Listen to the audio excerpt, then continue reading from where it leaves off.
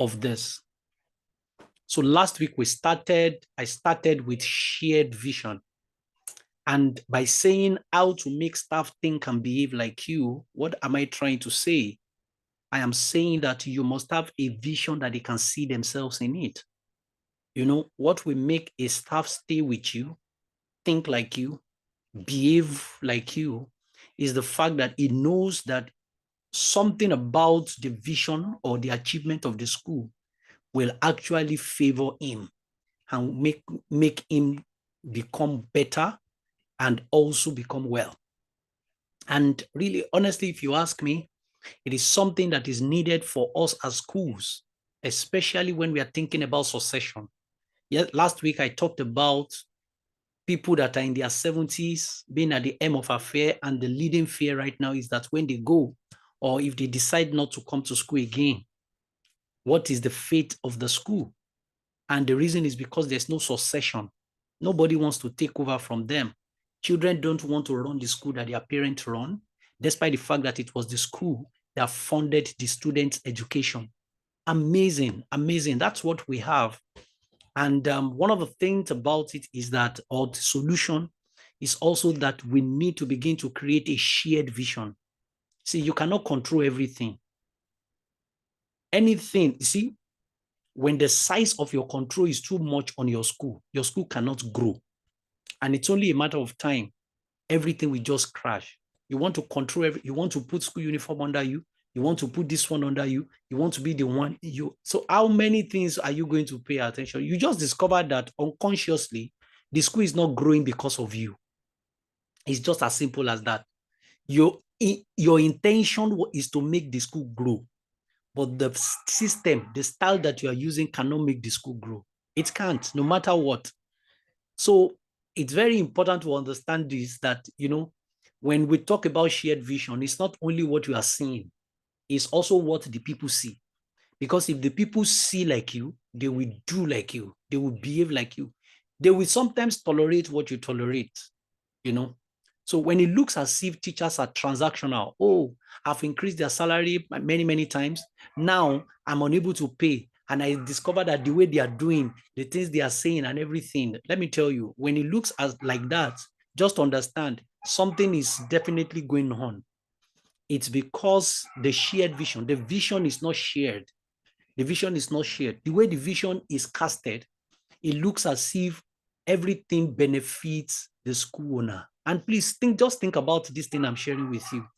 If you have it look as if you are the only one that is benefiting from everything that is going on, I think it's high time for you to begin to look at what you can do, which is very, very important. So I talked about shared vision, and I said that what you are told is what you see. What you are told is what you see. You never see things outside of your ears. Amazing how people get stunned when I say that many times. That we don't see vision with our eyes. We see vision with our ears. We feel vision. We hear vision. Because what you see most times is what you are told. That is what happened to some people when somebody is explaining something and you now responded by saying, oh, I see. So you see, it is not because you were not seeing before. It's because you didn't understand. But when the explanation, which come by speaking, when it gets to you, you get a lot done, which is very important.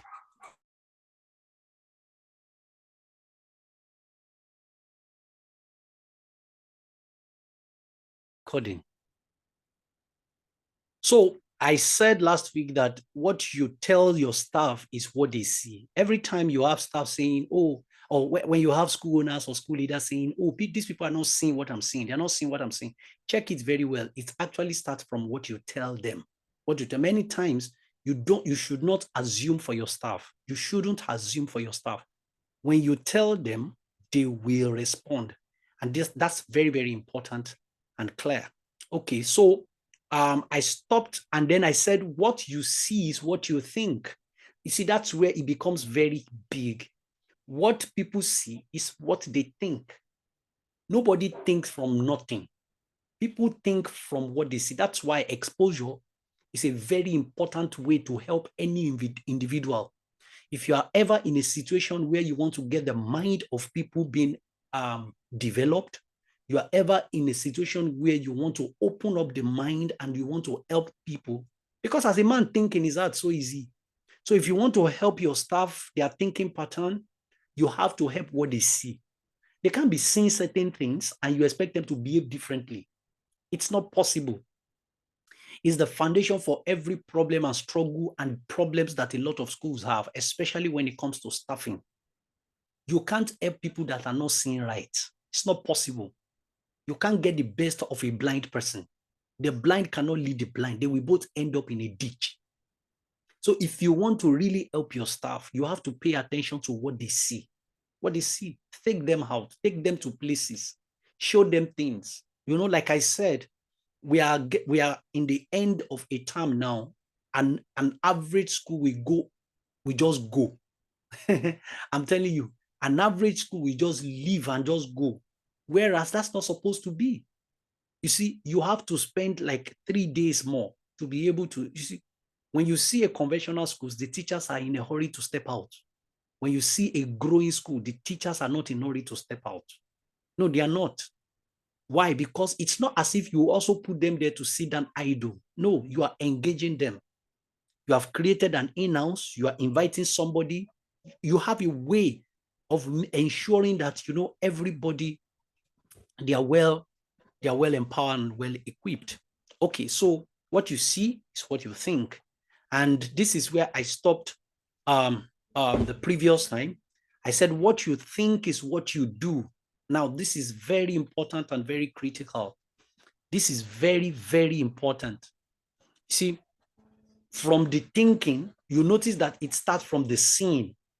What people see is what they are told. What they see is what they think. And then what they think is what they do. Why? Because thinking affects feeling. You see, the distance or the guidance for action from the slide, you see that the do is in the middle. It's in the middle of two critical things that happens to us: thinking and feeling. Any act, anything, what makes people wake up in the morning, what makes them sleep when they sleep at night, what makes people cry, what makes people happy, what makes people, everything is in between thinking and feeling. The actions of people are based on how they think and how they feel. And the reason is because thinking will affect the feeling, feeling will affect the doing. This is so important because if you think that you don't want to go the route that I'm going right now, say, Coach Wale, you just said, I don't have time. We don't have time for all those things you are saying. Really, what we really need right now, I need ready-made people that have a heart for this school. I want them to come on board. Where do you think I can get them? And sometimes when I hear this from school leaders, school owners, I always shake my head. Why? Because the truth of the matter is that there's nobody that has a ready-made person. There's no place where you're going to get somebody that have heart for your school. Naturally, as human beings, we are selfish. The earlier you understand this, the better. We are selfish as humans, naturally speaking. We are very selfish. And it's very important for you to understand this.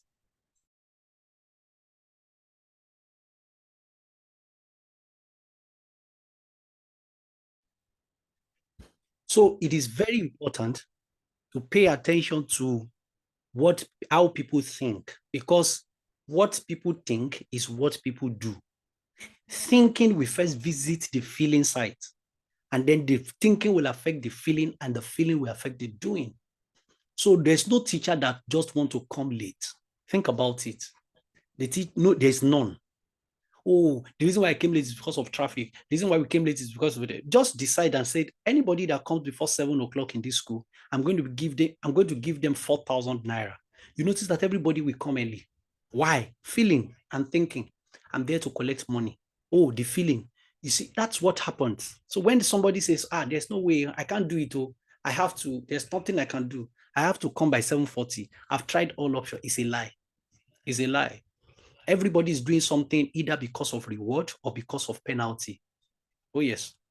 So when you want people that will think like you and will behave like you, you have to kickstart from this foundational principle that, it will first start from the vision that you share, and that vision will help their sight. It will help their own vision.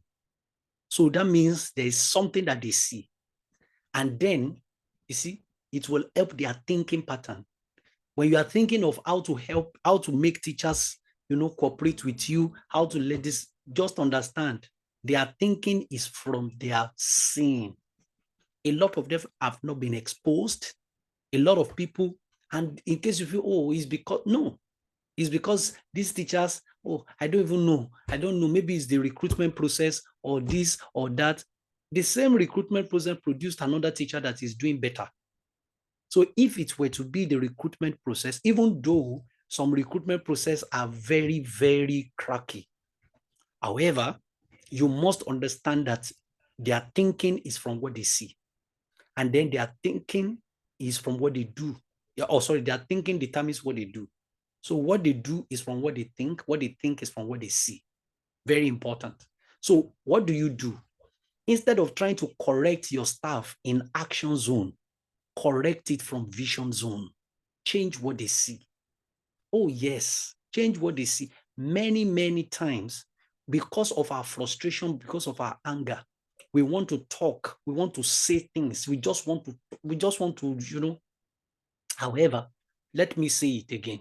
You must make sure that you change what people see. If you don't change what they see, it will be difficult for you to change how they think.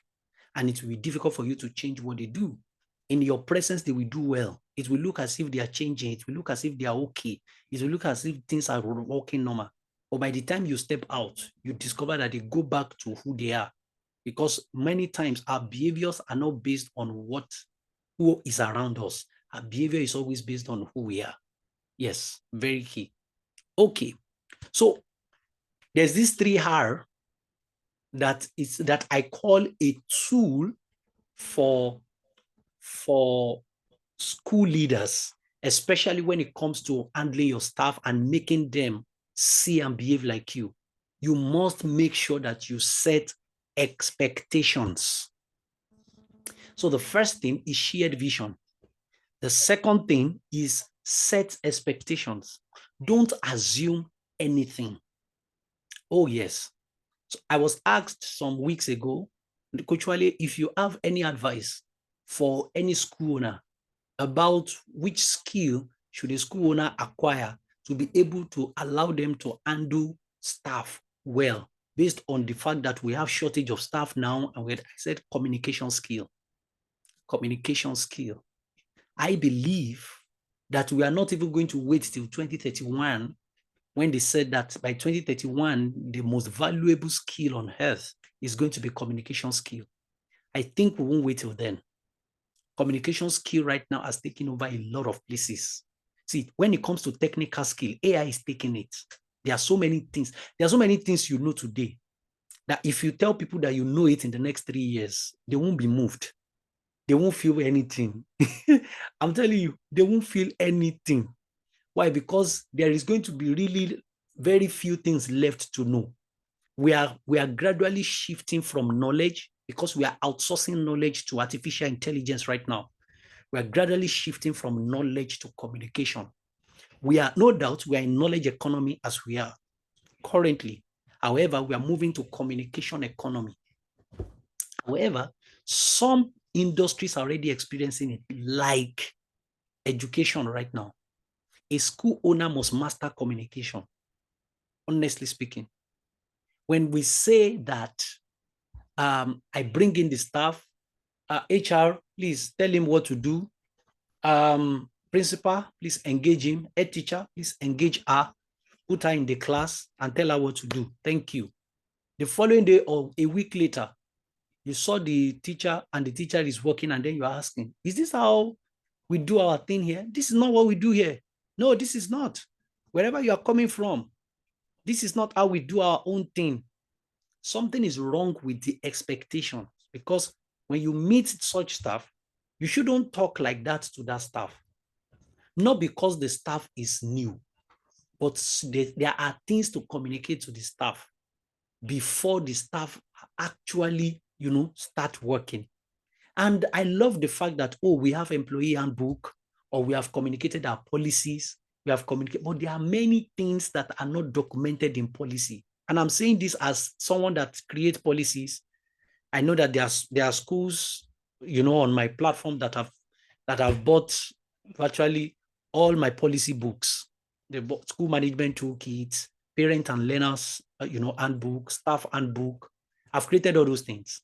But there are things locked in day-to-day interaction of staff in a school with the students, with the parents, with the management, with their colleagues that are not really documented in the policy. Oh, yes. You should not assume that the staff should know, no matter the age of the staff, no matter the experience of the staff. Never assume that a staff should know. All these things that I'm sharing with you, by now, I think you should know. That's not true. You don't assume that the staff should know. So that's why we have to set, realistic expectation. I call it realistic expectation. Our expectation must be realistic. And this is very, very important. Our expectations must be realistic. That's the first R in setting expectation. As a leader, how do I set realistic expectation? Based on the assessment, based on how I bring the staff, except for the developmental practice that I put in place. I should know what the staff can do and what it cannot do. You see, look at it. You got a teacher because there's no teacher in the class, not because you had 4 teachers that you have to select from. She's the only teacher that came, and you took the CV and then you mark on it and you ask him to come in. She came in when you desperately needed a teacher. And then after 2 weeks, you started complaining. Why? He's not working like so person. He's not doing the way this person is doing. No, just think about it. You were desperate when the teacher came in. So the first thing, when you have that condition, will that condition go away in education? I doubt it. I'm telling you the truth. I don't think we will get to a time that you will even have 7 teachers and you are only looking for 1 teacher. I don't think we will have that time again.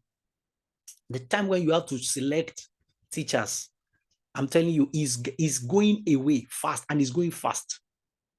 So when that teacher comes in, you know that apart from just the policy of the school, apart from every other thing, you need to take that teacher through a developmental phase so that you are not just speaking about your expectation and it looks unrealistic. The person is just listening to you, is not hearing you. Or sorry, the person is just hearing you, is not listening.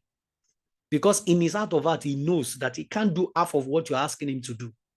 Oh, yes. A staff has never stayed in school till 5 p.m. before. And you are telling the staff that in this school, we even come on Saturdays, and we are going to be closing by 5:30. And the person is nodding his head, thinking that, oh, I'm telling you, before you communicate that, I think you need to ask that staff some very important questions. What time do you close where you are coming from? Because to ask him to come 5:30, because he needed a job, he will come. He will come for like maybe 1 or 2 weeks. After the 3rd week, he will convince himself that this school does not like me. This school, the only thing they do is to work. Teachers like that don't come back. Teachers like that will come, and then they tell you that they want to go and visit their parents in the village, and they won't come back. I'm telling you, this is why realistic expectation is not you stating your policies. It's first you knowing the person you want to talk to. Oh, yes, because people chicken out. People get tired, not first because of the activity, but they get tired because of the statement of the activity, the job display, the job responsibilities. By the time you begin to give them what they will do, the next thing you just discover that they are stressed, they are not functioning the way they should function. And why? You have given them load that is too much for them. And a lot of schools experience this. And that's why you see that a lot of schools have a high turnover. People come in First week, by fourth week, the person is out. People join in first term, by the end of the first term, the person is out. Why? What you are placing on them is more than their capacity. You see, realistic expectation will help you and it will help the staff. Because to have realistic expectation means that the person now understand growth in a gradual way. Why you to understand growth in a gradual way? Oh, but Coach Wale, the money I'm paying this person, maybe you need to negotiate the money. Oh, yes. I remember one time that I worked in an organization, not education actually. And you know, that's like, maybe I think that should be the first place that I worked after school. And then they said they are going to pay us 65,000 naira. I said, no. So we are three. And the reason why we were a bit, you know, the three of us, three successful candidates, we are successful. They already told us congratulations. The only thing is they now told us the salary. The reason why we felt bad is because the rigorous exercise of the recruitment. I mean, I gave oral interview for 4 times. I had 4 interview oral. I had 2, 1 aptitude test, 1 case study. Of course, it's a consulting firm, but really, it's not, by the time we do all those things, you know, with prayers, with everything like that, and then they told us that we are going to be paying you 65,000 naira. No, we revolted. And then the man explained to us, he said, your first 1 year in this place, we are going to spend money on you. Your first 1 year. Thank God that me as a person, I listened, because one of us stepped out. He didn't take it off. But thank God, because I saw it. It is true. Because they noticed that the work that is going on in that organization, they notice that that work will be too much. If they drop that work on us like that, we will run away. And that is what happened to a lot of teachers. A lot of teachers, they run. And then you wonder, they go to a lesser place. Why? Because of, it's even a lesser pay. Why?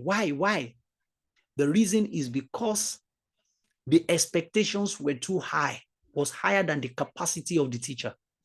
And every time your expectation is higher than the capacity of your staff, you are going to be frustrated. It will show in your communication. It will show in your treatment.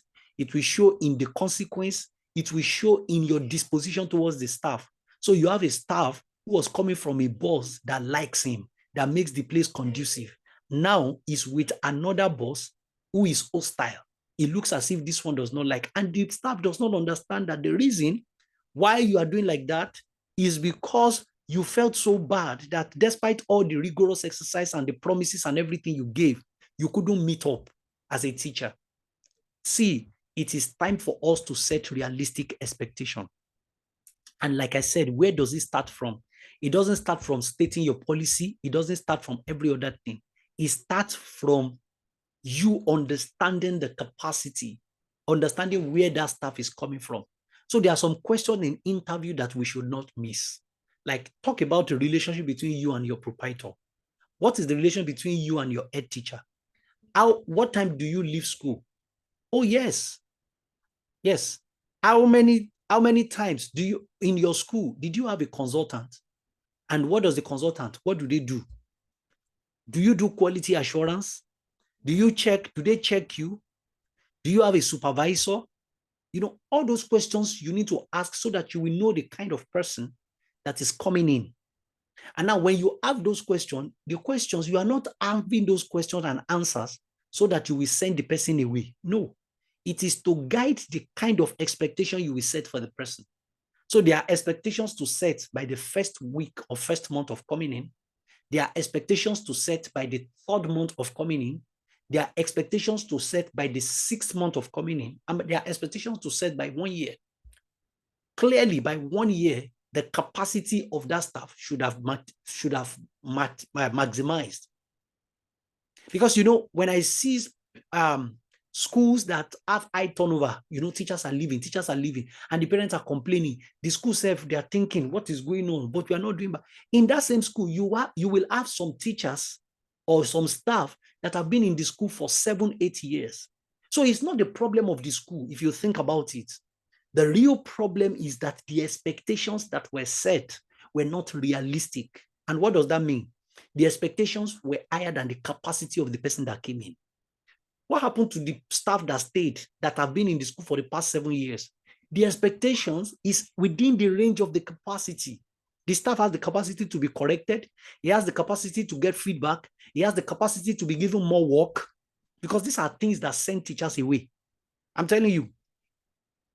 He has capacity to be able to work under stress. He has the capacity to know when to rest and when to work.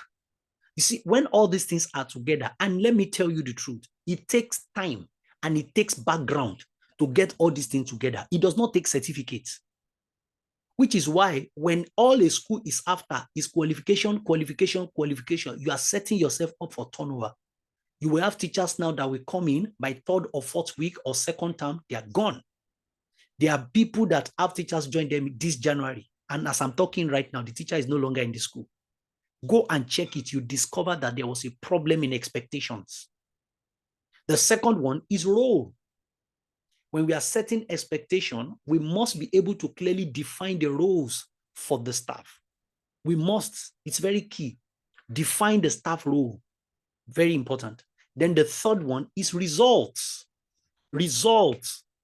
Results is key. Results is important. Oh, yes. In other words, this is what I'm expecting from you as results. That's what it means. You must be able to set expectation in these three areas. Realistic expectations, the role, tell the staff, this is what I want you to do. This is what I want you to do. This is where you are meant to occupy. And then the third one is result. This is how I know that you are working. This will happen. This child will be able to pronounce. This child will be able to read. This child will be able to sound. This is how I know that you're working. This is very important when setting expectation. The next thing, when it comes to making staff think and behave like you, is this thing that we call mentorship and feedback. And honestly, let me tell you, it's a miracle. I'm being sincere with you. One of the things that I've seen, because right now we are really talking about what is happening to staff management in school. There are so many things that are going wrong when it comes to staffing. And sometimes a lot of people say that it's because, nobody wants to teach again. But that is not really true. That's not really true. As much as there's many people that are migrating, that are leaving teaching profession, there are still people that really, in fact, we have more people now that see it as a calling and see it as assignment right now.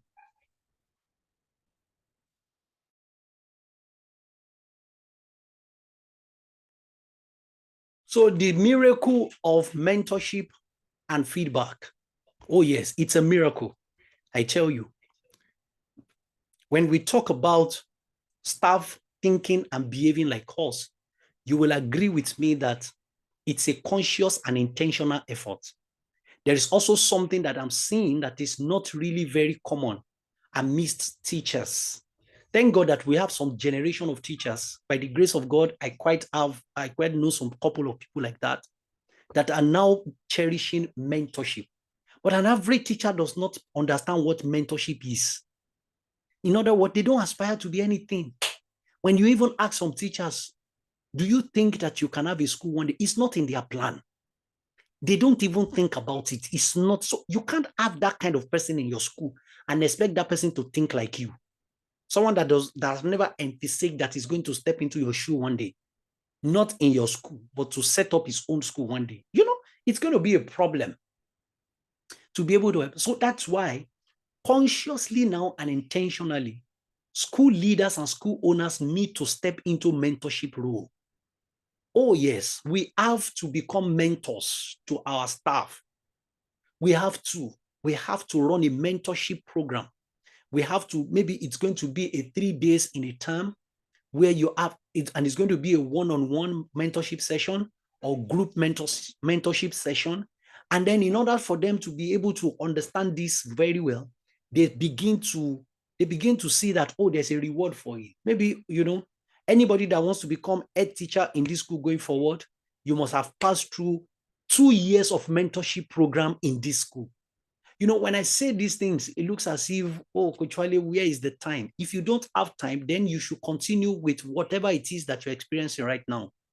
And don't forget what I said earlier, or not today, I think it was last week, that when you are thinking succession, I'm telling you, it's a conscious effort. Succession don't come with time. Oh, some people just feel, let me just be running the school like this. My son is still in secondary school. It will take half time. You will be shocked that when that boy gets to a particular level, he will revolt. And that is when you will know that, oh, so it's a conscious effort. It's an intentional practice. So mentorship, you must have a mentorship platform in the school. For who? For your teachers, for your administrators, for the people that are working in admin. They will take over administrative arm one day. One of your teachers will take over the head teacher or principal role one day. So that mentorship program has to be robust. It has to be. You have to institute it in the school. By the time you begin to do this, you begin to see that, oh, so a lot of them begin to, see what they are supposed to see, and then they will think how they are supposed to think, and then they will do what they are supposed to do. When people ask me, oh, what's the solution to this scarcity of teachers not performing, teachers not cooperating, I said there are certain things that really, if you look at it, they are not in us. Number one, there's no shared vision. A teacher goes to school to collect money. So even when the proprietress wants to share the vision, she's not concerned that, can my future be in this thing that this proprietor is saying? She's not concerned. Even the proprietor himself or herself is not concerned about the teacher. I just want to build an institution that my children and other people can, can have. And I would say, no. When you have people that joins your school, it's not accidental. There's something about their destiny and yours coming together. So that's why you have to cater for them. You have to cater for their future. So when you are coming up with a future, a vision, when you are looking at the future of a school, you have to also be looking at the future of the people that are working in the school currently. Oh, yes, that's very important.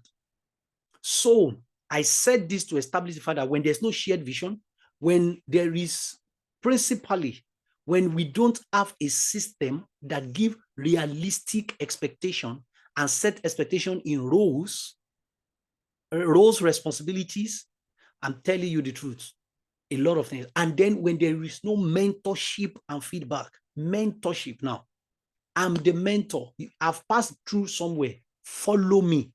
A curriculum has to be designed for your staff, training program that is called followership. They should be able to know and say, no. I am following someone. The terms follow who know road. It's not really a bad term. I'm telling you the truth. And I can tell you as a consultant, I've seen it happen in so many places.